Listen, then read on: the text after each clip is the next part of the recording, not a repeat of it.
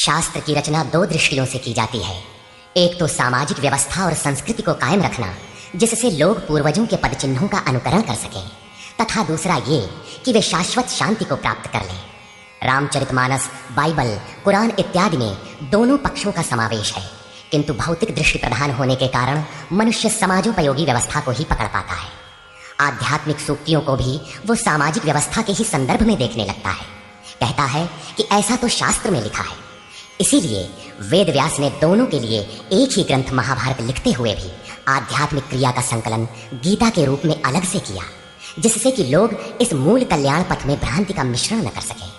उन्हीं आध्यात्मिक मूल्यों के साथ प्रस्तुत है गीता का दिव्य संदेश।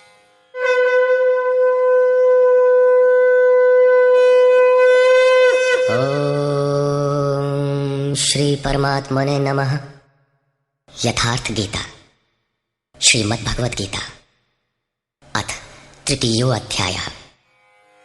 अध्याय 2 में भगवान श्री कृष्ण ने बताया कि यह बुद्धि तेरे लिए ज्ञान मार्ग के विषय में कही गई। कौन सी बुद्धि? यही कि युद्ध कर, जीतोगे तो महामहिम की स्थिति प्राप्त कर लोगे और हारोगे तो देवत्व है। जीत में सर्वस्व है और हार में भी देवत्व है, कुछ मिलता ही है। अतः इस दृष्टि से लाभ और हानि दोनों में कुछ न कुछ मिलता है, किंचित भी क्षति नहीं है। फिर कहा, अब इसी को तू निष्काम कर्मयोग के विषय में सुन, जिस बुद्धि से युक्त होकर तू कर्मों के बंधन से अच्छी प्रकार छूट जाएगा। फिर उसकी विशेषताओं पर प्रकाश डाला। कर्म करते समय आवश्यक सावधानियों पर बल दिया कि फल की वासना वाला न हो, कामनाओं से रहित होकर कर्म में प्रवृत्त हो और कर्म करने में तेरी अश्रद्धा भी न हो, जिससे तू कर्म बंधन से मुक्त हो जाएगा। मुक्त तो होगा, किंतु रास्ते में अपनी स्थिति नहीं दिखाई पड़ी। अतः अर्जुन को निष्काम कर्मयोग की अपेक्षा ज्ञान मार्ग सरल और प्राप्ति वाला प्रतीत हुआ।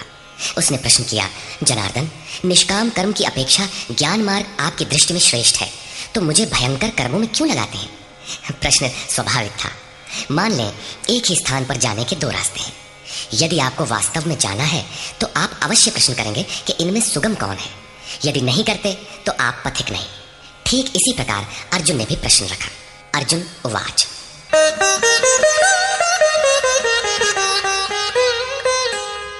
जायसी चेत् कर्मणस्ते मता बुद्धिर्जनार्दन तत्किं कर्मणि घोरे मां नियोजयसि केशव।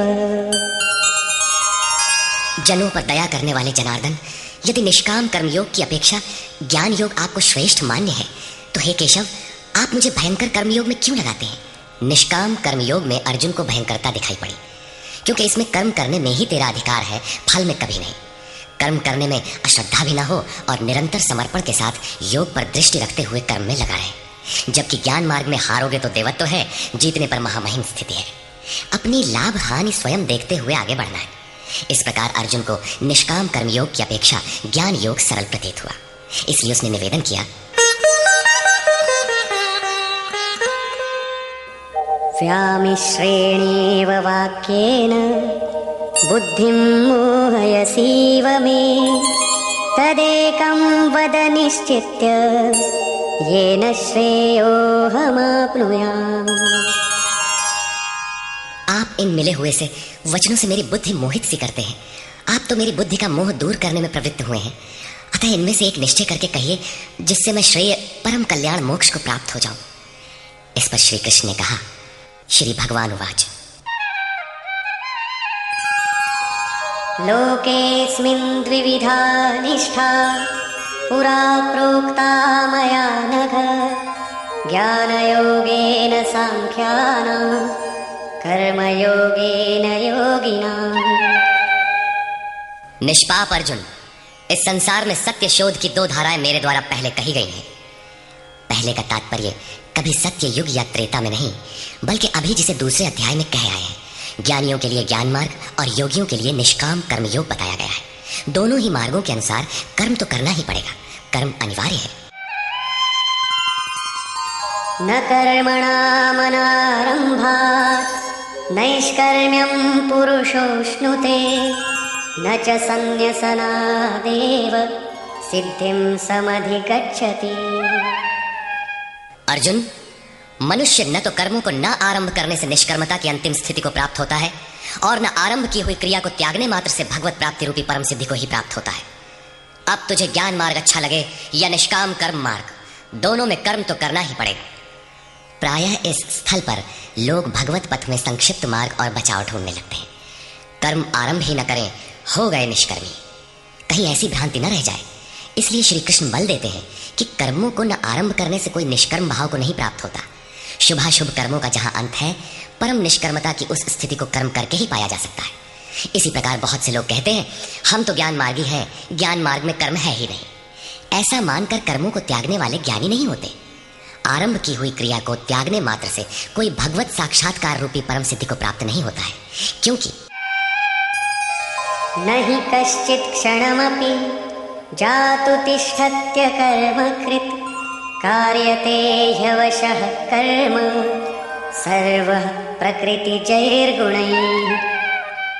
कोई भी पुरुष किसी काल में क्षण मात्र भी कर्म किए बिना नहीं रहता, क्योंकि सभी पुरुष प्रकृति से उत्पन्न हुए गुणों द्वारा विवश होकर कर्म करते हैं। प्रकृति और प्रकृति से उत्पन्न गुण जब तक जीवित हैं, तब तक कोई भी पुरुष कर्म किए बिना रह ही नहीं सकता। अध्याय 4 के 33वें और 37वें श्लोक में श्री कृष्ण कहते हैं कि यावन मात्र कर्म ज्ञान में समाप्त हो जाते हैं। ज्ञान रूपी अग्नि संपूर्ण कर्मों को भस्म कर देता है। यहां वे कहते हैं कि कर्म किए बिना कोई रहता ही नहीं। अंततः वे महापुरुष कहते क्या है? उनका आशय है कि यज्ञ करते करते तीनों गुणों से अतीत हो जाने पर, मन के विलय और साक्षात्कार के साथ यज्ञ का परिणाम निकल जाने पर कर्म शेष हो जाते हैं। उस निर्धारित क्रिया की पूर्णता से पहले कर्म मिटते नहीं, प्रकृति पिंड नहीं छोड़ती।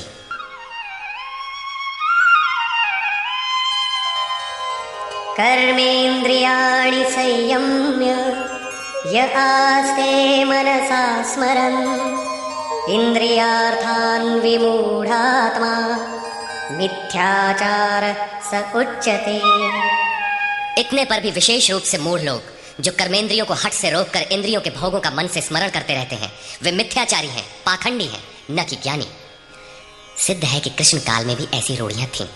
लोग करने योग्य क्रिया को छोड़कर इंद्रियों को हट से रोककर बैठ जाते थे और कहने लगते थे कि मैं ज्ञानी हूं, पूर्ण हूं।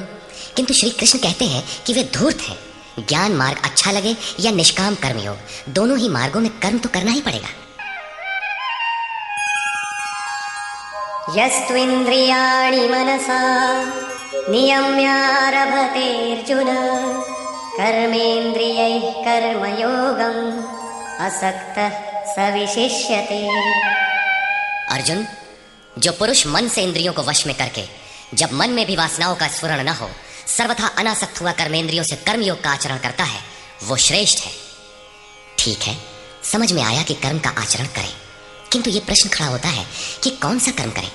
इस पर कहते हैं नियतं कुरु कर्म त्वं कर्मजायो ह्यकर्मणः शरीरयात्रापि च ते न प्रसिद्धेद कर्मणः।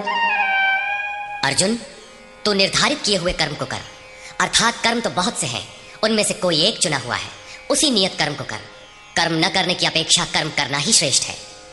इसलिए कि करते रहोगे, थोड़ी भी दूरी तय कर लोगे तो जैसा पीछे बता आए हैं, महान जन्म मरण के भय से उद्धार करने वाला है, इसलिए श्रेष्ठ है। कर्म न करने से तेरी शरीर यात्रा भी सिद्ध नहीं होगी। शरीर यात्रा का अर्थ लोग कहते हैं शरीर निर्वाह। कैसा शरीर निर्वाह? क्या आप शरीर हैं? ये पुरुष जन्म जन्मांतर से, युग युगांतरों से शरीर की यात्रा ही तो करता चला आ रहा है। जैसे वस्त्र जीर्ण हुआ तो दूसरा तीसरा धारण किया, इसी प्रकार कीट पतंग से लेकर मानव तक, ब्रह्मा से लेकर यावन मात्र जगत परिवर्तनशील है। ऊपर नीचे योनियों में बराबर ये जीव शरीरों की ही तो यात्रा कर रहा है। कर्म कोई ऐसी वस्तु है जो इस यात्रा को सिद्ध कर देती है, पूर्ण कर देती है। मान लें एक भी जन्म लेना पड़ा तो यात्रा तो जारी है, अभी तो पथिक चल ही रहा है, वो दूसरे शरीरों की यात्रा कर रहा है। यात्रा पूर्ण तब होती है जब गंतव्य आ जाए। परमात्मा में स्थिति के अनंतर इस आत्मा को शरीरों की यात्रा नहीं करनी पड़ती, अर्थात शरीर त्याग और शरीर धारण वाला क्रम समाप्त हो जाता है। अतः कर्म कोई ऐसी वस्तु है कि इस पुरुष को पुनः शरीरों की यात्रा नहीं करनी पड़ती। मोक्ष से शुभात। अर्जुन, इस कर्म को करके तो संसार बंधन अशुभ से छूट जाएगा। कर्म कोई ऐसी वस्तु है जो संसार बंधन से मुक्ति दिलाती है। अब प्रश्न खड़ा होता है कि वो निर्धारित कर्म है क्या? इस पर कहते हैं यज्ञार्थात् कर्मणोऽन्यत्र लोकोऽयं कर्मबन्धनः तदर्थं कर्म कौन्तेय मुक्तसंग समाचर। अर्जुन, यज्ञ की प्रक्रिया ही कर्म है। वो हरकत कर्म है जिससे यज्ञ पूर्ण हो। सिद्ध है कि कर्म एक निर्धारित प्रक्रिया है। इसके अतिरिक्त जो कर्म होते हैं, क्या वे कर्म नहीं है? श्री कृष्ण कहते हैं, नहीं, वे कर्म नहीं है। अन्यत्र लोकोयम कर्म बंधनः। इस यज्ञ की प्रक्रिया के अतिरिक्त दुनिया में जो कुछ भी किया जाता है, सारा जगत जिसमें रात दिन व्यस्त है, वो इसी लोक का एक बंधन है, न कि कर्म। कर्म तो मोक्ष से शुभात, अशुभ अर्थात संसार बंधन से छुटकारा दिलाने वाला है। मात्र यज्ञ की प्रक्रिया ही कर्म है। वो हरकत कर्म है जिससे यज्ञ पूरा होता है। अतः अर्जुन, उस यज्ञ की पूर्ति के लिए संग दोष से अलग रहकर भली प्रकार कर्म का आचरण कर। संग दोष से अलग हुए बिना यह कर्म होता ही नहीं। अब हम समझ गए कि यज्ञ की प्रक्रिया ही कर्म है, किंतु यहां पुनः एक नवीन प्रश्न उत्पन्न हो गया कि वो यज्ञ क्या है जिसे किया जाए। इसके लिए पहले यज्ञ को न बताकर श्री कृष्ण बताते हैं कि यज्ञ आया कहां से, यह देता क्या है। उसकी विशेषताओं पर प्रकाश डाला और चौथे अध्याय में जाकर स्पष्ट किया कि यज्ञ क्या है जिसे हम कार्य रूप दें और हमसे कर्म होने लगे। योगेश्वर श्री कृष्ण की शैली से स्पष्ट है कि जिस वस्तु का चित्रण करना है, वे पहले उसकी विशेषताओं का चित्रण करते हैं जिससे श्रद्धा जागृत हो। तत्पश्चात वे उसमें बरती जाने वाली सावधानियों पर प्रकाश डालते हैं और अंत में मुख्य सिद्धांत प्रतिपादित करते हैं। स्मरण रहे कि यहाँ पर श्री कृष्ण ने कर्म के दूसरे अंग पर प्रकाश डाला कि कर्म एक निर्धारित क्रिया है। जो कुछ किया जाता है वो कर्म नहीं है। अध्याय 2 में पहली बार कर्म का नाम लिया, उसकी विशेषताओं पर बल दिया, उसमें बरती जाने वाली सावधानियों पर प्रकाश डाला, लेकिन ये नहीं बताया कि कर्म क्या है। योगेश्वर श्री कृष्ण ने कहा, अर्जुन, तो निर्धारित किए हुए कर्म को कर। अब प्रश्न उठता है कि निर्धारित कर्म क्या है जिसे हम करें। तब बताया कि यज्ञ को कार्य रूप देना कर्म है। अब प्रश्न उठता है कि वो यज्ञ क्या है। यहाँ यज्ञ की उत्पत्ति विशेषता बताकर शांत हो जाएंगे और आगे अध्याय 4 में यज्ञ का निखरा हुआ रूप मिलेगा जिसे करना कर्म है। कर्म की यह परिभाषा गीता को समझने की कुंजी है। यज्ञ के अतिरिक्त दुनिया में लोग कुछ न कुछ करते ही रहते हैं। कोई खेती करता है तो कोई व्यापार, कोई पदासीन है तो कोई सेवक, कोई अपने को बुद्धिजीवी कहता है तो कोई श्रमजीवी, कोई समाज सेवा को कर्म मानता है तो कोई देश सेवा को। और इन्हीं कर्मों में लोग सकाम और निष्काम कर्म की भूमिका भी बनाए पड़े हैं। किंतु श्री कृष्ण कहते हैं ये कर्म नहीं है। अन्यत्र लोकोयम कर्म बंधनः। यज्ञ की प्रक्रिया के सिवाय जो कुछ भी किया जाता है वो इसी लोक का बंधनकारी कर्म है, न कि मोक्षद कर्म। वस्तुतः यज्ञ की प्रक्रिया ही कर्म है।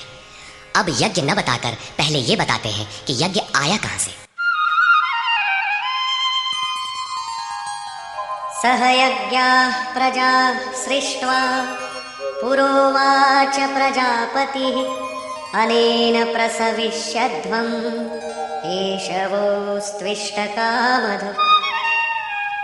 प्रजापति ब्रह्मा ने कल्प के आदि में यज्ञ सहित प्रजा को रचकर कहा कि इस यज्ञ द्वारा वृद्धि को प्राप्त हो। ये यज्ञ तुम लोगों को इष्ट कामधुक, जिसमें अनिष्ट ना हो, विनाश रहित इष्ट संबंधी कामना की पूर्ति करने वाला हो। यज्ञ सहित प्रजा को किसने रचा? प्रजापति ब्रह्मा ने। ब्रह्मा कौन? क्या 4 मुख और 8 आंखों वाला देवता जैसा कि प्रचलित है?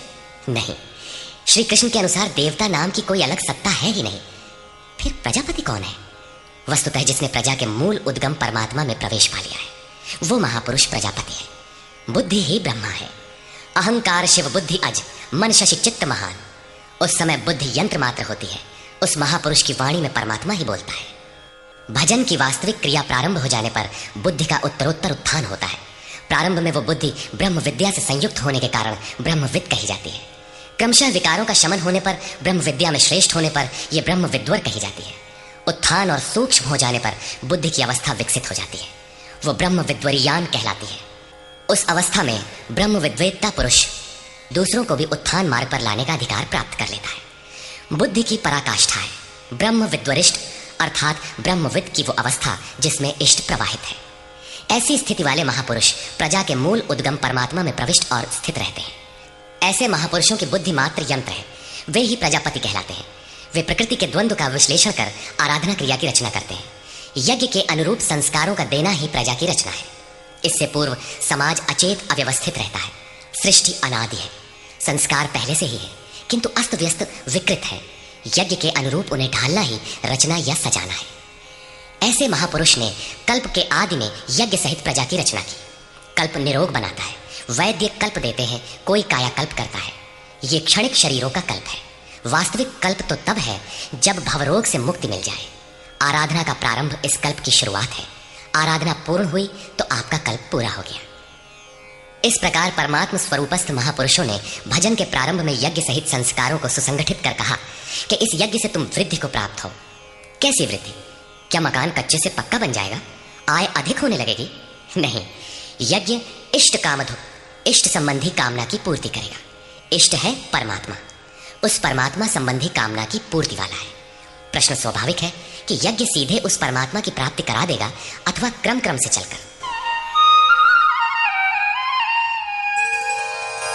देवान् भावयतानेन ते देवा भावयन्तु वः परस्परं भावयन्तः श्रेयः परमवाप्स्यथ। इस यज्ञ द्वारा देवताओं की उन्नति करो, अर्थात दैवी संपत्ति की वृद्धि करो। वे देवता लोग तुम लोगों की उन्नति करेंगे। इस प्रकार आपस में वृद्धि करते हुए परम श्रेय, जिसके बाद कुछ भी पाना शेष न रहे, ऐसे परम कल्याण को प्राप्त हो जाओ।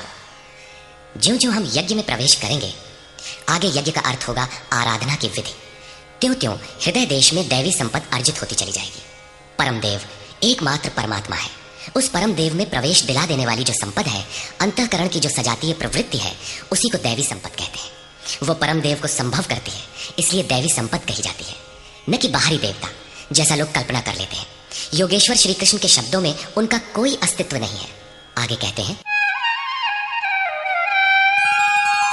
इष्टान् भोगान् हि वो देवा दास्यन्ते यज्ञभाविताः तैर्दत्तान् प्रदायैभ्यो यो भुङ्क्तेस्तेन एव सः।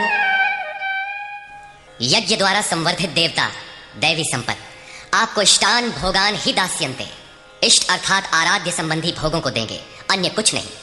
तै ही दत्तान, वे ही एकमात्र देने वाले हैं। इष्ट को पाने का अन्य कोई विकल्प नहीं है। इन दैवी गुणों को बिना बढ़ाए जो इस स्थिति का भोग करता है, वो निश्चय ही चोर है। जब उनसे पाया ही नहीं तो भोगेगा क्या? किंतु कहता अवश्य है कि हम तो तत्वदर्शी हैं। वो निश्चय ही चोर है, न कि प्राप्ति वाला। किंतु पाने वाले क्या पाते हैं? यज्ञशिष्टाशिनः सन्तो मुच्यन्ते सर्वकिल्बिषैः भुञ्जते ते त्वघं पापा ये पचन्त्यात्मकारणात्। यज्ञ से बचे हुए अन्न को खाने वाले संतजन सब पापों से मुक्त हो जाते हैं। दैवी संपत्ति की वृद्धि करते करते परिणाम में प्राप्ति काल ही पूर्ति काल है। जब यज्ञ पूर्ण हो गया तो शेष बचा हुआ ब्रह्म ही अन्न है। इसी को श्री कृष्ण ने दूसरे शब्दों में कहा, यज्ञ शिष्टामृत भुजो यान्ति ब्रह्म सनातनम। यज्ञ जिसकी सृष्टि करता है, उस अशन को पान करने वाला ब्रह्म में प्रविष्ट हो जाता है। यहां वे कहते हैं कि यज्ञ से शेष बचे हुए अशन को, ब्रह्म पीयूष को पान करने वाला सब पापों से छुटकारा पा जाता है। संत जन तो छूट जाते हैं, किंतु पापी लोग मोह के माध्यम से उत्पन्न शरीरों के लिए पचते हैं। वे पाप खाते हैं। उन्होंने भजन भी किया, आराधना को समझा, अग्रसर भी हुए, किंतु बदले में एक मीठी सी चाह पैदा हो गई कि आत्म कारणात् शरीर के लिए और शरीर के संबंधों को लेकर कुछ मिले। उसे मिल तो जाएगा, किंतु उतने भोग के पश्चात वो अपने को वहीं खड़ा पाएगा जहां से चलना प्रारंभ किया था। इससे बड़ी क्षति क्या होगी? जब शरीर ही नश्वर है तो इसके सुख भोग कब तक साथ देंगे? वे आराधना तो करते हैं, किंतु बदले में पाप ही खाते हैं। पलटि सुधाते सठ विष लेहि, वो नष्ट तो नहीं होगा, किंतु आगे नहीं बढ़ेगा। इसीलिए श्री कृष्ण निष्काम भाव से कर्म भजन करने पर बल देते हैं। अभी तक श्री कृष्ण ने बताया कि यज्ञ परम श्रेय देता है और उसकी रचना महापुरुषों द्वारा होती है, किंतु वे महापुरुष प्रजा की रचना में क्यों प्रवृत्त होते हैं? इस पर कहते हैं,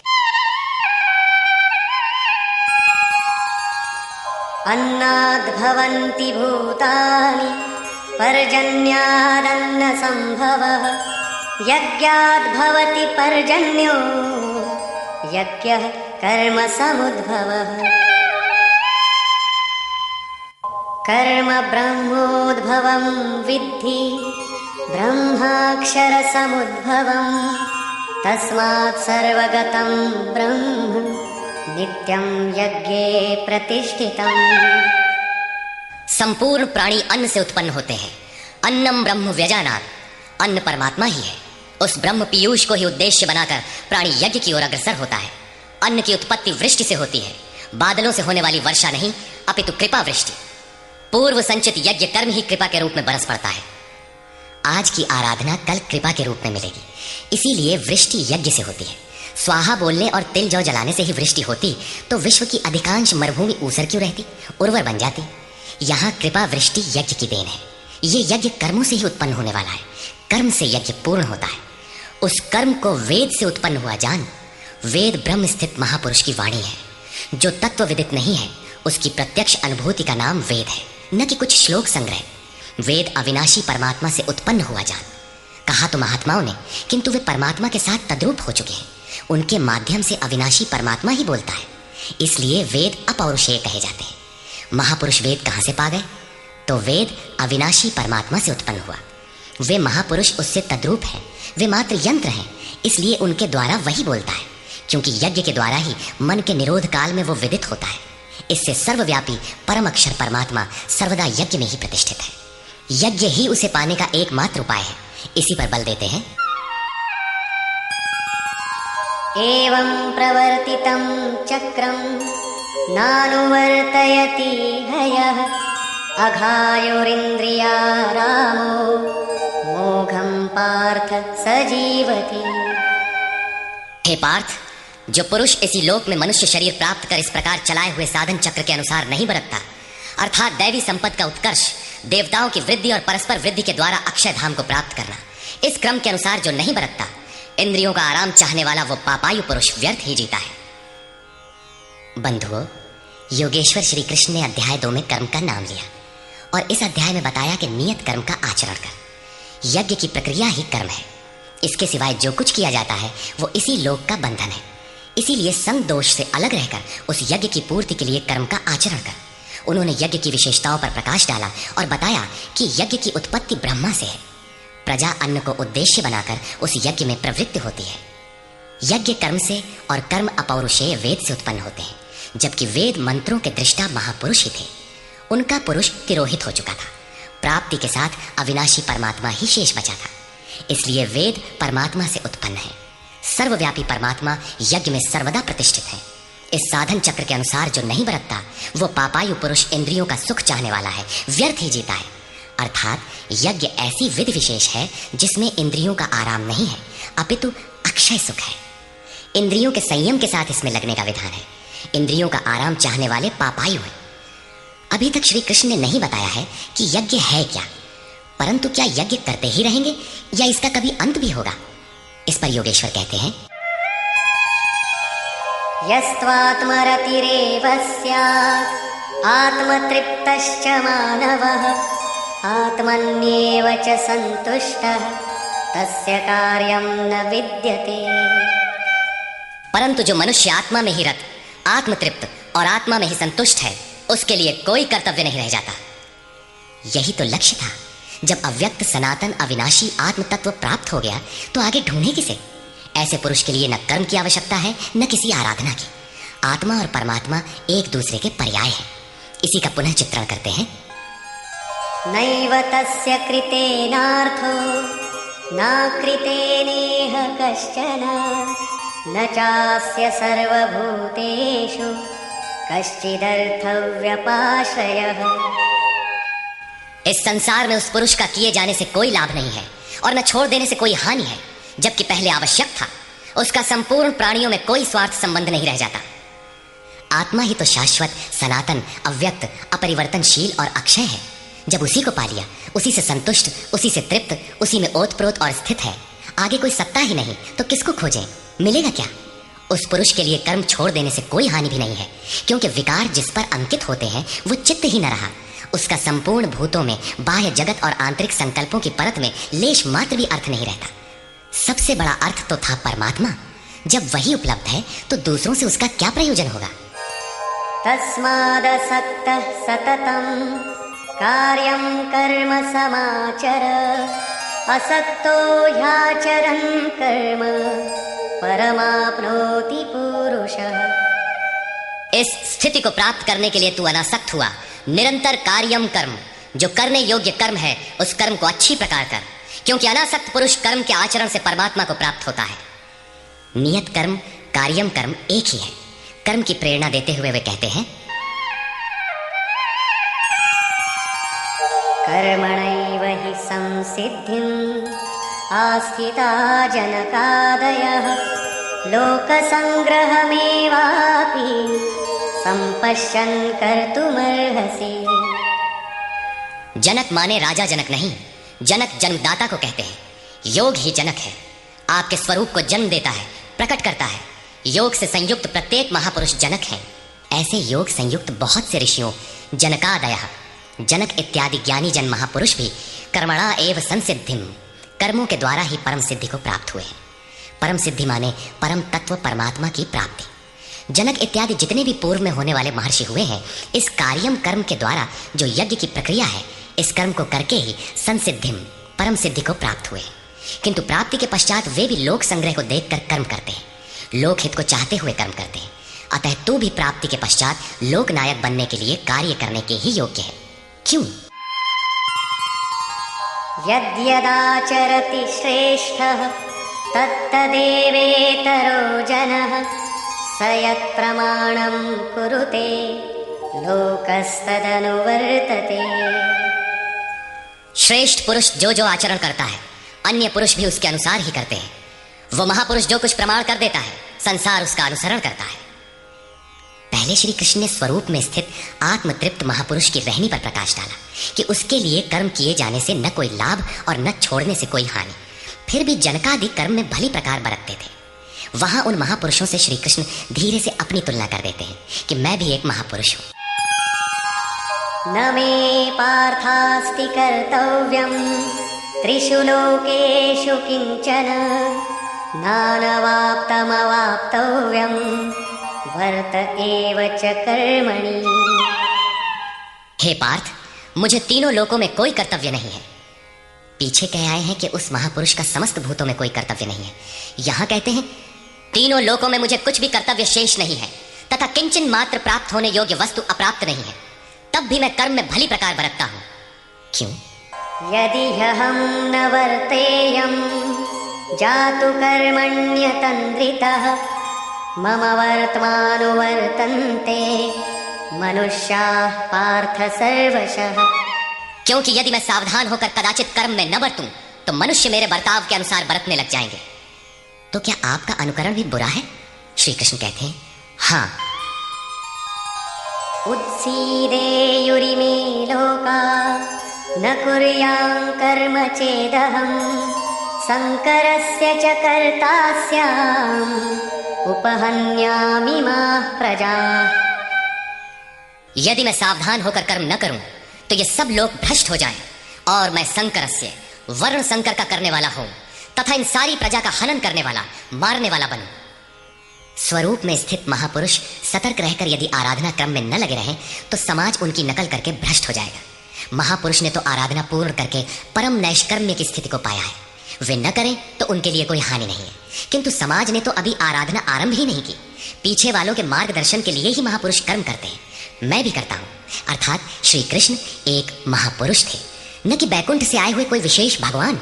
उन्होंने कहा कि महापुरुष लोक संग्रह के लिए कर्म करता है, मैं भी करता हूं। यदि न करूं तो लोगों का पतन हो जाए, सभी कर्म छोड़ बैठेंगे। मन बड़ा चंचल है, ये सब कुछ चाहता है, केवल भजन नहीं चाहता। यदि स्वरूपस्थ महापुरुष कर्म न करें तो देखा देखी पीछे वाले भी तुरंत कर्म छोड़ देंगे। उन्हें बहाना मिल जाए कि ये भजन नहीं करते, पान खाते हैं, इत्र लगाते हैं, सामान्य बातें करते हैं, फिर भी महापुरुष कहलाते हैं। ऐसा सोचकर वे भी आराधना से हट जाते हैं, पतित हो जाते हैं। श्री कृष्ण कहते हैं कि यदि मैं कर्म न करूं तो सब भ्रष्ट हो जाए और मैं वर्ण संकर का कर्ता बनूं। स्त्रियों के दूषित होने से वर्ण संकर तो देखा सुना जाता है। अर्जुन भी इसी के भय से विकल था कि स्त्रियां दूषित होंगी तो वर्ण संकर पैदा होंगे। किंतु श्री कृष्ण कहते हैं यदि मैं सावधान होकर आराधना में लगा न रहूं तो वर्ण संकर का कर्ता हूं। वस्तुतः आत्मा का शुद्ध वर्ण है परमात्मा। अपने शाश्वत स्वरूप के पथ से भटक जाना वर्ण संकरता है। यदि स्वरूपस्थ महापुरुष क्रिया में नहीं बरतता तो लोग उनके अनुकरण में क्रिया रहित हो जाएंगे, आत्मपथ से भटक जाएंगे, वर्ण संकर हो जाएंगे, वे प्रकृति में खो जाएंगे। स्त्रियों का सतीत्व एवं नस्ल की शुद्धता एक सामाजिक व्यवस्था है, अधिकारों का प्रश्न है। समाज के लिए उसकी उपयोगिता भी है, किंतु माता पिता की भूलों का संतान की साधना पर कोई प्रभाव नहीं पड़ता। आपन करनी पार उतरनी। हनुमान, व्यास, वशिष्ठ, नारद, शुकदेव, कबीर, ईसा इत्यादि अच्छे महापुरुष हुए, जबकि सामाजिक कुलीनता से इनका संपर्क नहीं है। आत्मा अपने पूर्व जन्म के गुण धर्म लेकर आता है। श्री कृष्ण कहते हैं, मनः षष्ठानीन्द्रियाणि प्रकृतिस्थानी कर्षति। मन सहित इंद्रियों से जो कार्य इस जन्म में होता है, उनके संस्कार लेकर जीवात्मा पुराने शरीर को त्याग कर नवीन शरीर में प्रवेश कर जाता है। इसमें जन्मदाताओं का क्या लगा? उनके विकास में कोई अंतर नहीं आया। अतः स्त्रियों के दूषित होने से वर्ण संकर नहीं होता। स्त्रियों के दूषित होने और वर्ण संकर से कोई संबंध नहीं है। शुद्ध स्वरूप की ओर अग्रसर न होकर प्रकृति में बिखर जाना ही वर्ण संकर है। यदि महापुरुष सावधान होकर क्रिया, नियत कर्म में बरतते हुए लोगों से क्रिया न कराएं, तो वो उस सारी प्रजा का हनन करने वाला, मारने वाला बने। साधना क्रम में चलकर उस मूल अविनाशी की प्राप्ति ही जीवन है, और प्रकृति में बिखरे रहना, भटक जाना मृत्यु है। किंतु वो महापुरुष इस सारी प्रजा को यदि क्रिया पथ पर नहीं चलाता, उस सारी प्रजा को बिखराव से रोककर सतपथ पर नहीं चलाता, तो वो सारी प्रजा का हनन करने वाला हत्यारा है, हिंसक है, और क्रमशः चलते हुए जो चला लेता है वो शुद्ध अहिंसा है। गीता के अनुसार शरीर का निधन, नश्वर कलेवरों का निधन मात्र परिवर्तन है, हिंसा नहीं। सक्ताः कर्मण्य विद्वांसो यथा कुर्वन्ति भारत, कुर्याद् विद्वांस तथा सक्तः चिकीर्षुर्लोक संग्रहम्। हे भारत, कर्म में आसक्त हुए अज्ञानी जन जैसे कर्म करते हैं, वैसे ही अनासक्त हुआ विद्वान, पूर्ण ज्ञाता भी लोक हृदय में प्रेरणा और कल्याण संग्रह चाहता हुआ कर्म करे। यज्ञ की विधि जानते और करते हुए भी हम अज्ञानी हैं। ज्ञान का अर्थ है प्रत्यक्ष जानकारी। जब तक लेश मात्र भी हम अलग हैं, आराध्य अलग है, तब तक अज्ञान विद्यमान है। जब तक अज्ञान है, तब तक कर्म में आसक्ति रहती है। अज्ञानी जितनी आसक्ति से आराधना करता है, उसी प्रकार अनासक्त। जिसे कर्मों से प्रयोजन नहीं है, तो आसक्ति क्यों होगी? ऐसा पूर्ण ज्ञाता महापुरुष भी लोकहित के लिए कर्म करें, दैवी संपत्ति का उत्कर्ष करें, जिससे समाज उस पर चल सके। न बुद्धिभेदं जनयेद् अज्ञानां कर्म संगिनां, जोषयेत् सर्वकर्माणि विद्वान् युक्तः समाचरन्। ज्ञानी पुरुषों को चाहिए कि कर्मों में आसक्ति वाले अज्ञानियों की बुद्धि में भ्रम न पैदा करें। अर्थात स्वरूपस्थ महापुरुष ध्यान दें कि उनके किसी आचरण से पीछे वालों के मन में कर्म के प्रति अश्रद्धा न उत्पन्न हो जाए। परमात्म तत्व से संयुक्त महापुरुष को भी चाहिए कि स्वयं भली प्रकार नियत कर्म करता हुआ उनसे करावे। यही कारण था कि पूज्य महाराज जी वृद्धावस्था में भी रात के 2 बजे ही उठकर बैठ जाएं, खांसने लगे। 3 बजे बोलने लगे, उठो मिट्टी के पुतलो। सब उठकर चिंतन में लग जाएं तो स्वयं थोड़ा लेट जाएं। कुछ देर बाद फिर उठकर बैठ जाएं, कहें, तुम लोग सोचते हो कि महाराज सो रहे हैं, किंतु मैं सोता नहीं, श्वास में लगा हूं। वृद्धावस्था का शरीर है, बैठने में कष्ट होता है, इसी से मैं पड़ा रहता हूं। लेकिन तुम्हें तो स्थिर और सीधे बैठकर चिंतन में लगना है। जब तक तैल धारा के सदृश श्वास की डोरी न लग जाए, क्रम न टूटे, अन्य संकल्प बीच में व्यवधान उत्पन्न न कर सके, तब तक सतत लगे रहना साधक का धर्म है। मेरी श्वास तो बांस की तरह स्थिर खड़ी है। यही कारण है कि अनुयायियों से कराने के लिए वो महापुरुष भली प्रकार कर्म में बरतता है। जिस गुण को सिखावे उसे करके दिखावे। इस प्रकार स्वरूपस्थ महापुरुष को भी चाहिए कि स्वयं कर्म करता हुआ साधकों को भी आराधना में लगाए रहे। साधक भी श्रद्धापूर्वक आराधना में लगे, किंतु चाहे ज्ञान योगी हो अथवा समर्पण भाव वाला निष्काम कर्म योगी हो, साधक में साधना का अहंकार नहीं आना चाहिए। कर्म किसके द्वारा होते हैं, उसके होने में कौन कारण है, इस पर श्री कृष्ण प्रकाश डालते हैं।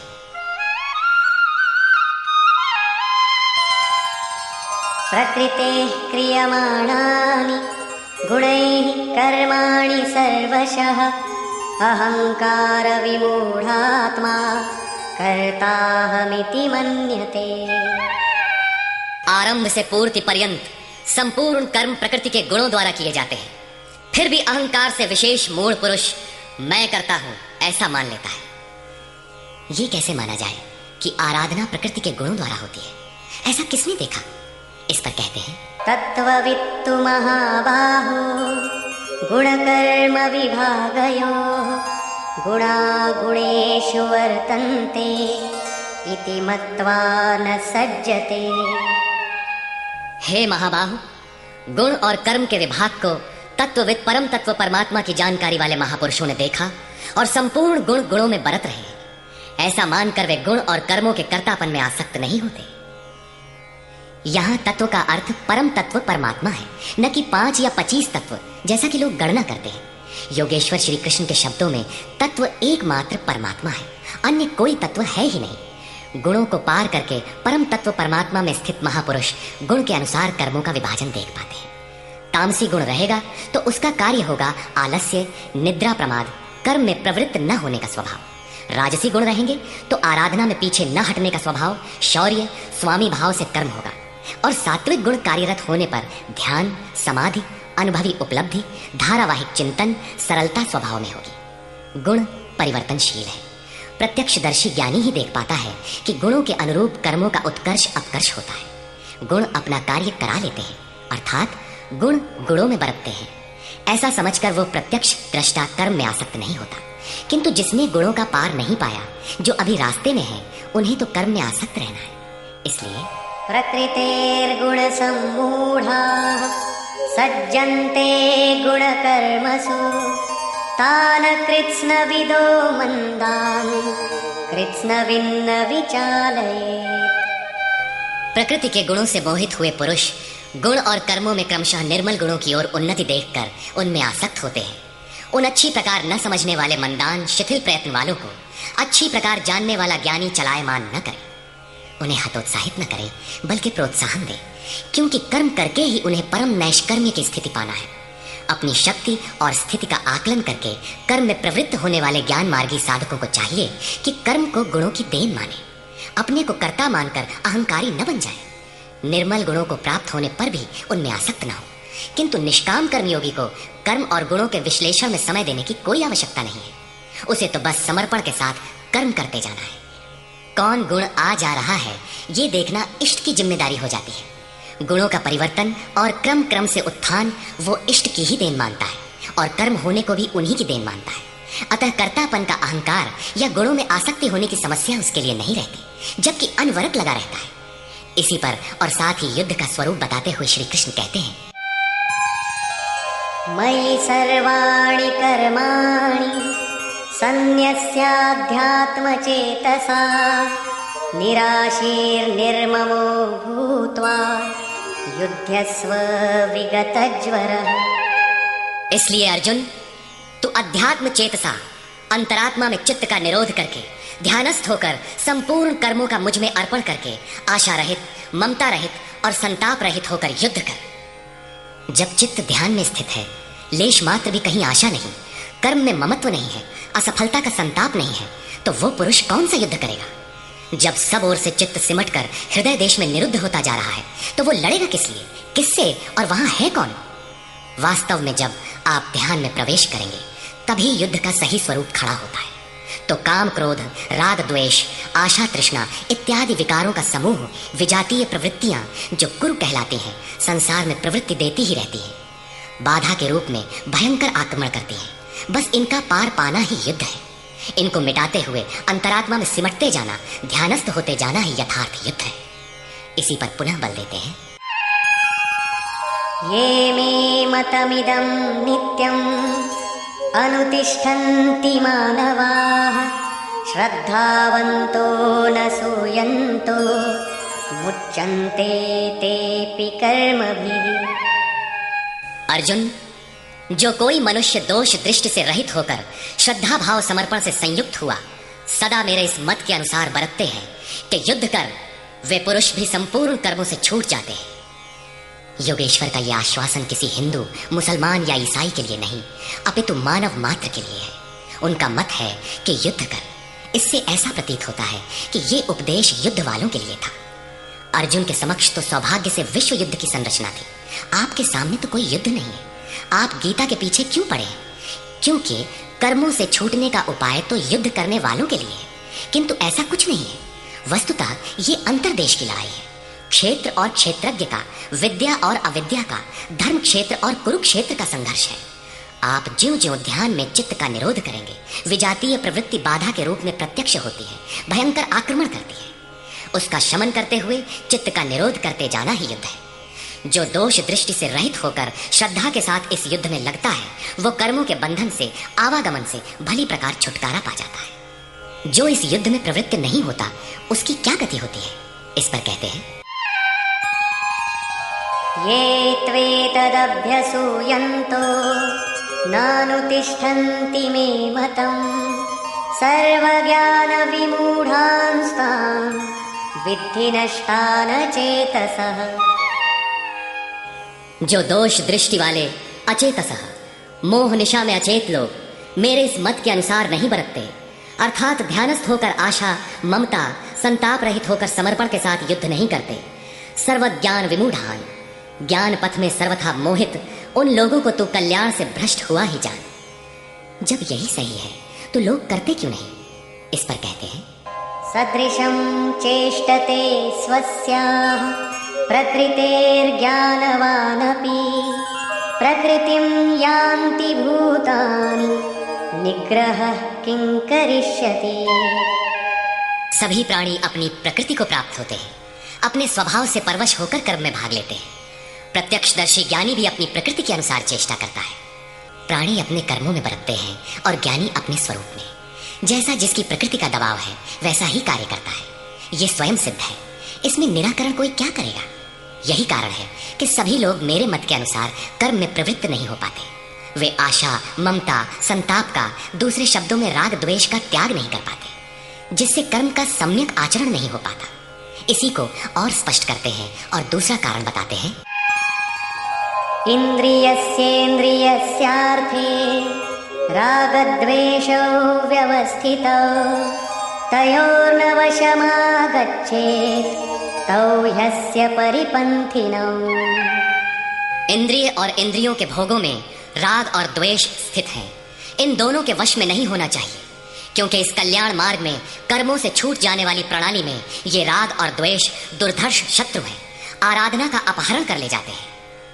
जब शत्रु भीतर है तो बाहर कोई किसी से क्यों लड़ेगा। शत्रु तो इंद्रिय और भोगों के संसर्ग में है, अंतःकरण में है। अतः ये युद्ध भी अंतःकरण का युद्ध है, क्योंकि शरीर ही क्षेत्र है जिसमें सजातीय विजातीय दोनों प्रवृत्तियां, विद्या और अविद्या रहती हैं, जो माया के दो अंग हैं। इन्हीं प्रवृत्तियों का पार पाना, सजातीय प्रवृत्ति को साध कर विजातीय का अंत करना युद्ध है। विजातीय समाप्त होने पर सजातीय का उपयोग समाप्त हो जाता है। स्वरूप का स्पर्श करके सजातीय का भी उसके अंतराल में विलय हो जाना, इस प्रकार प्रकृति का पार पाना युद्ध है, जो ध्यान में ही संभव है। राग द्वेष के शमन में समय लगता है, इसलिए बहुत से साधक क्रिया को छोड़कर सहसा महापुरुष की नकल करने लग जाते हैं। श्री कृष्ण इससे सावधान करते हैं।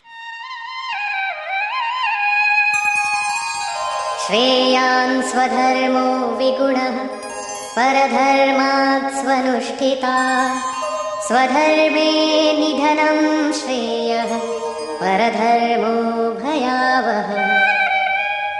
अच्छी प्रकार आचरण किए हुए दूसरे के धर्म से गुण रहित भी अपना धर्म अधिक उत्तम है। स्वभाव से उत्पन्न कर्म में प्रवृत्त होने की क्षमता स्वधर्म है, अतः स्वधर्माचरण में मरना भी परम कल्याणकारक है। अपनी क्षमता के अनुसार कर्म में प्रवृत्त होने से साधक एक न एक दिन पार पा जाता है। जहां से साधन छूटेगा, शरीर मिलने पर वहीं से पुनः प्रारंभ होगा। आत्मा तो मरता नहीं। शरीर अर्थात वस्त्र बदलने से आपके बुद्धि विचार बदल तो नहीं जाते। आगे वालों की तरह स्वांग बनाने से साधक बाह्य को प्राप्त होगा। बाह्य प्रकृति में होता है, परमात्मा में नहीं। प्रकृति का आवरण और घना हो उठेगा। स्वधर्म क्या है? अध्याय 2 में श्री कृष्ण ने स्वधर्म का नाम लिया था कि स्वधर्म को भी देखकर तू युद्ध करने योग्य है।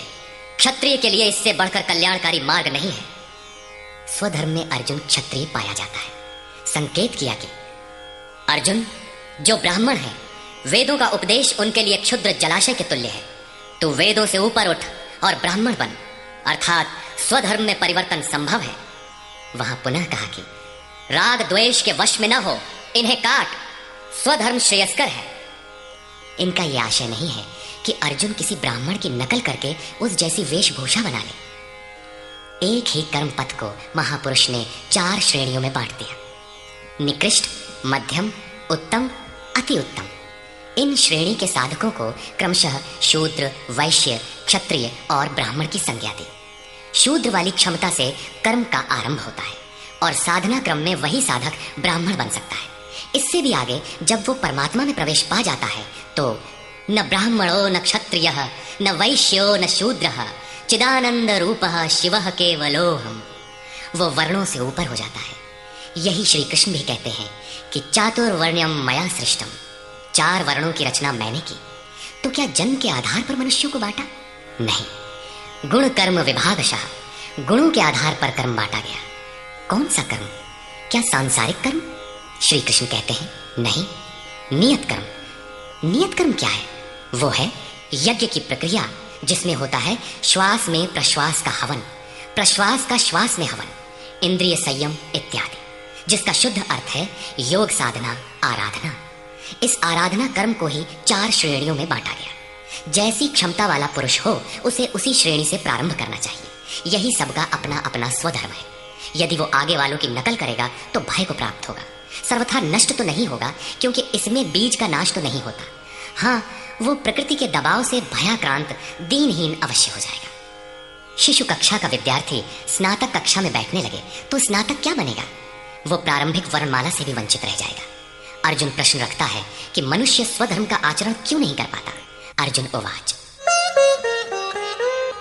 अथ केन प्रयुक्तोऽयं पापं चरति पूरुषः अनिच्छन्नपि वार्ष्णेय बलादिव नियोजितः।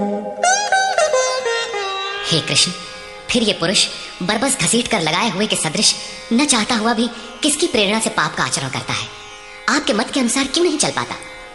इस पर योगेश्वर श्री कृष्ण कहते हैं, श्री भगवान उवाच काम एष क्रोध एष रजो गुण समुद्भवः महाशनो महापाप्मा विद्येनमिह वैरिणम्। अर्जुन, रजोगुण से उत्पन्न ये काम और ये क्रोध अग्नि के समान भोग भोगने से कभी न तृप्त होने वाले बड़े पापी हैं। काम क्रोध राग द्वेष के ही पूरक है। अभी मैंने जिसकी चर्चा की थी इस विषय में तू इनको ही शत्रु जान। अब इनका प्रभाव बताते हैं। धूमेनाव्रियते वह्निः यथादर्शो मलेन च यथोल्बेनावृतो गर्भः तथा तेनेदमावृतम्। जैसे धुएं से अग्नि और मल से दर्पण ढक जाता है, जैसे जेर से गर्भ ढका हुआ है, ठीक वैसे ही काम क्रोधादि विकारों से यह ज्ञान ढका हुआ है।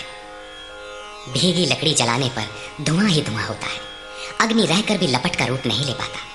मल से ढके दर्पण पर जिस प्रकार प्रतिबिंब स्पष्ट नहीं होता, झिल्ली के कारण जिस प्रकार गर्भ ढका रहता है, वैसे ही इन विकारों के रहते परमात्मा का प्रत्यक्ष ज्ञान नहीं होता।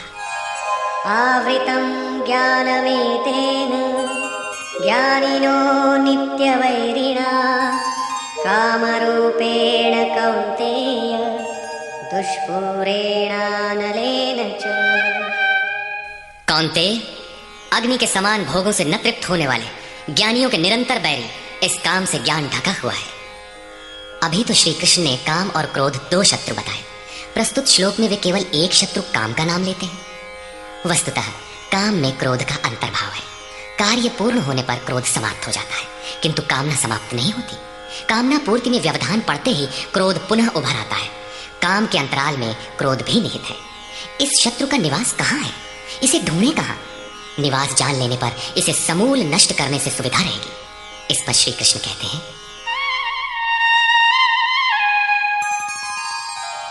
इंद्रियाणि मनो बुद्धि अस्याधिष्ठानमुच्यते एतैर्विमोहयत्येष ज्ञानमावृत्य देहिनम्। इंद्रियां, मन और बुद्धि इसके वास स्थान कहे जाते हैं। ये काम इन मन बुद्धि और इंद्रियों के द्वारा ही ज्ञान को आच्छादित करके जीवात्मा को मोह में डालता है। तस्मात् त्वमिन्द्रियाण्यादौ नियम्य भरतर्षभ पाप्मानं प्रजह्येनं ज्ञान विज्ञाननाशनम्। इसलिए अर्जुन, तो पहले इंद्रियों को नियम्य संयत कर, क्योंकि शत्रु तो इनके अंतराल में छिपा है। वो तुम्हारे शरीर के भीतर है। बाहर खोजने से वो कहीं नहीं मिलेगा। इंद्रियों को वश में करके ज्ञान और विज्ञान का नाश करने वाले इस पापी काम को ही मार। ये हृदय देश की अंतर जगत की लड़ाई है। काम सीधे पकड़ने नहीं आएगा, अतः विकारों के निवास स्थान का ही घेराव कर लो, इंद्रियों को ही संयत कर लो। किंतु इंद्रियों और मन को संयत करना तो बड़ा कठिन है। क्या ये हम कर पाएंगे? इस पर योगेश्वर श्री कृष्ण आपकी सामर्थ्य बताते हुए प्रोत्साहित करते हैं। इंद्रियाणि पराण्याहुः इंद्रियेभ्यः परं मनः मनसस्तु परा बुद्धिः यो बुद्धेः परतस्तु सः। अर्जुन, इस शरीर से तू इंद्रियों को परे अर्थात सूक्ष्म और बलवान जान। इंद्रियों से परे मन है, ये उनसे भी बलवान है। मन से परे बुद्धि है, और जो बुद्धि से भी अत्यंत परे है वो तुम्हारा आत्मा है, वही हो तुम। इसलिए इंद्रियों, मन और बुद्धि का निरोध करने में तुम सक्षम हो। एवं बुद्धेः परं बुद्ध्वा संस्तभ्यात्मानमात्मना जहि शत्रुं महाबाहो कामरूपं दुरासदम्। इस प्रकार बुद्धि से परे अर्थात सूक्ष्म और बलवान अपने आत्मा को जानकर, आत्म बल को समझकर, बुद्धि के द्वारा अपने मन को वश में करके अर्जुन, इस काम रूपी दुर्जय शत्रु को मार। काम एक दुर्जय शत्रु है। इंद्रियों के द्वारा ये आत्मा को मोहित करता है, तो अपनी शक्ति समझकर, आत्मा को बलवान समझकर काम रूपी शत्रु को मारना है। कहने की आवश्यकता नहीं है कि ये शत्रु आंतरिक है और युद्ध भी अंतर्देश का ही है। निष्कर्ष, बहुधा गीता प्रेमी व्याख्याताओं ने इस अध्याय को कर्मयोग का नाम दिया है, किंतु यह संगत नहीं है। दूसरे अध्याय में योगेश्वर ने कर्म का नाम लिया। उन्होंने कर्म के महत्व का प्रतिपादन कर उसमें कर्म जिज्ञासा जागृत की, और इस अध्याय में उन्होंने कर्म को परिभाषित किया कि यज्ञ की प्रक्रिया ही कर्म है। सिद्ध है कि यज्ञ कोई निर्धारित दिशा है, इसके अतिरिक्त जो कुछ भी किया जाता है वह इसी लोक का बंधन है। श्री कृष्ण जिसे कहेंगे वह कर्म मोक्ष से अशुभा, संसार बंधन से छुटकारा दिलाने वाला कर्म है। श्री कृष्ण ने यज्ञ की उत्पत्ति बताई, वह देता क्या है, उसकी विशेषताओं का चित्रण किया, यज्ञ करने पर बल दिया। उन्होंने कहा इस यज्ञ की प्रक्रिया ही कर्म है। जो नहीं करते वे पापायु, आराम चाहने वाले व्यर्थ जीते हैं। पूर्व में होने वाले महर्षियों ने भी इसे करके ही परम नैष्कर्म्य सिद्धि को पाया। वे आत्मतृप्त हैं, उनके लिए कर्म की आवश्यकता नहीं है। फिर भी पीछे वालों के मार्गदर्शन के लिए वे भी कर्म में भली प्रकार लगे रहते थे। उन महापुरुषों से श्री कृष्ण ने अपनी तुलना की कि मेरा भी अब कर्म करने से कोई प्रयोजन नहीं है, किंतु मैं भी पीछे वालों के हित के लिए ही कर्म में बरतता हूं। श्री कृष्ण ने स्पष्ट अपना परिचय दिया कि वे एक योगी थे।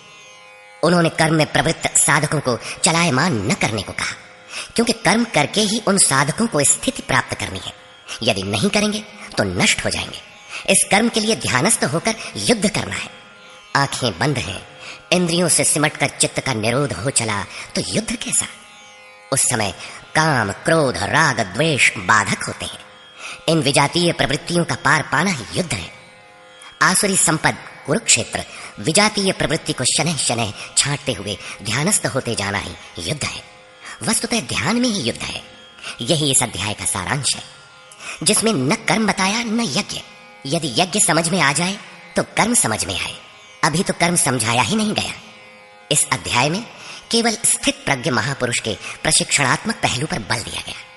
यह तो गुरुजनों के लिए निर्देश है। वे न भी करें तो उन्हें कोई क्षति नहीं, और न ऐसा करने में उनका अपना कोई लाभ ही है। किंतु जिन साधकों को परम गति अभीष्ट है उनके लिए विशेष कुछ कहा ही नहीं। तो यह कर्मयोग कैसे है? कर्म का स्वरूप भी स्पष्ट नहीं है जिसे किया जाए, क्योंकि यज्ञ की प्रक्रिया ही कर्म है। अभी तक उन्होंने इतना ही बताया, यज्ञ तो बताया नहीं। कर्म का स्वरूप स्पष्ट कहां हुआ? हाँ, युद्ध का यथार्थ चित्रण गीता में यही पाया जाता है। संपूर्ण गीता पर दृष्टिपात करें तो अध्याय 2 में कहा कि शरीर नाशवान है, अतः युद्ध कर। गीता में युद्ध का यही ठोस कारण बताया गया। आगे ज्ञान योग के संदर्भ में क्षत्रिय के लिए युद्ध ही कल्याण का एकमात्र साधन बताया गया, और कहा कि यह बुद्धि तेरे लिए ज्ञान योग के विषय में कही गई। कौन सी बुद्धि? यही कि हार जीत दोनों दृष्टियों में लाभ ही है, ऐसा समझकर युद्ध कर। फिर अध्याय 4 में कहा कि योग में स्थित रहकर हृदय में स्थित अपने संशय को ज्ञान रूपी तलवार द्वारा काट। वह तलवार योग में है। अध्याय 5 से 10 तक युद्ध की चर्चा तक नहीं है। 11वें अध्याय में केवल इतना कहा कि ये शत्रु मेरे द्वारा पहले से ही मारे गए हैं, तू निमित्त मात्र होकर खड़ा भर हो जा, यश को प्राप्त कर। ये तुम्हारे बिना भी मारे हुए हैं, प्रेरक करा लेगा, तू इन मुर्दों को ही मार। अध्याय 15 में संसार सुविरूढ़ मूल वाला पीपल वृक्ष जैसा कहा गया, जिसे असंगता रूपी शस्त्र द्वारा काटकर उस परम पद को खोजने का निर्देश मिला। आगे के अध्यायों में युद्ध का उल्लेख नहीं है। हाँ, अध्याय 16 में असुरों का चित्रण अवश्य है जो नरकगामी है। अध्याय 3 में ही युद्ध का विशद चित्रण है। श्लोक 30 से श्लोक 43 तक युद्ध का स्वरूप, उसकी अनिवार्यता, युद्ध न करने वालों का विनाश, युद्ध में मारे जाने वाले शत्रुओं के नाम, उन्हें मारने के लिए अपनी शक्ति का आह्वान और निश्चय ही उन्हें काट कर फेंकने पर बल दिया। इस अध्याय में शत्रु और शत्रु का आंतरिक स्वरूप स्पष्ट है, जिनके विनाश की प्रेरणा दी गई है। अतः ओम तत्सदिति श्रीमद्भगवद गीता सूपनिषत्सु ब्रह्म विद्यायाम योग शास्त्रे श्री कृष्ण अर्जुन संवादे शत्रु विनाश प्रेरणा नाम तृतीयो अध्याय। इस प्रकार स्वामी अड़गड़ानंद कृत श्रीमद्भगवद गीता के भाष्य यथार्थ गीता का 3रा अध्याय पूर्ण होता है। हरिओम तत्सत।